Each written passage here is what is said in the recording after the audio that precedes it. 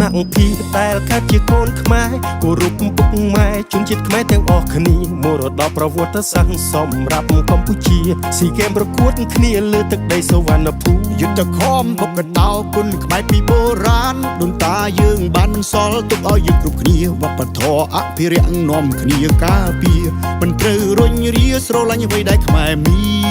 ន